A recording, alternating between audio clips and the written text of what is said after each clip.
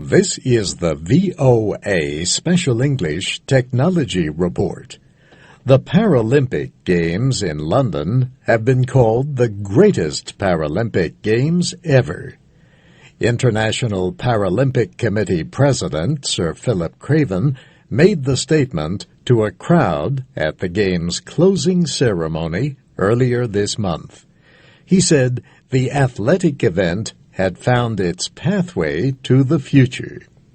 Paralympic athletes were not the only ones making news this year.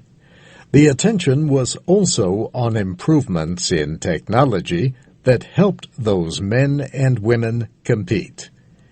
Engineers David Sheffield and Doug Watt volunteer for a charity group called REMAT.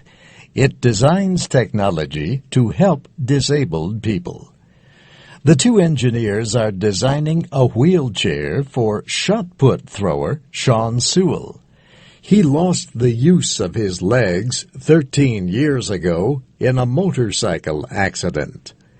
David Sheffield predicts the new wheelchair design will be used as a model for future athletes. We were asked to make a chair which was totally adjustable in every way, so that we could then use it not just for Sean but for other athletes, and then we could find the exact correct positions for them, the way they sit, the way they hold the pole, the way they lean back, and so on.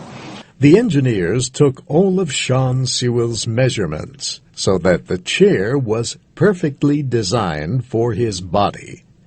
They also spent time watching him throw to see how his body moves and where extra support was needed. Sean Sewell almost went to the Paralympic Games in Beijing in 2008, but he was unable to compete because of a life-threatening infection. He hopes to attend the 2016 Games in Rio de Janeiro, and he says the new wheelchair could help him get there. I believe it's going to make a huge difference. You know, I'm throwing really well with the frame that I have now, which is not right for me.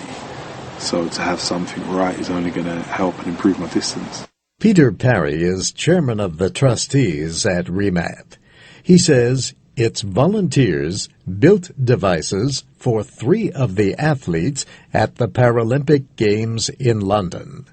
He says there are many rules about what technology is permitted. We can help them support themselves. We can provide them with a pole to help them balance their body. But what we can't do is have things like springs or hydraulics or so on, which would give them an unfair advantage, because then it becomes a battle of who can make the best device rather than who is the best athlete. Jason Regier is a wheelchair rugby player. He helped the American team win a bronze medal in London.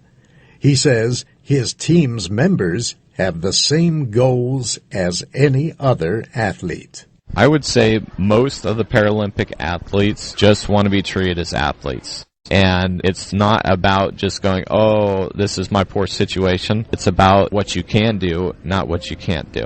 And that's the VOA Special English Technology Report, written by June Sims, with additional reporting by Sheila Hennessy. I'm Steve Ember.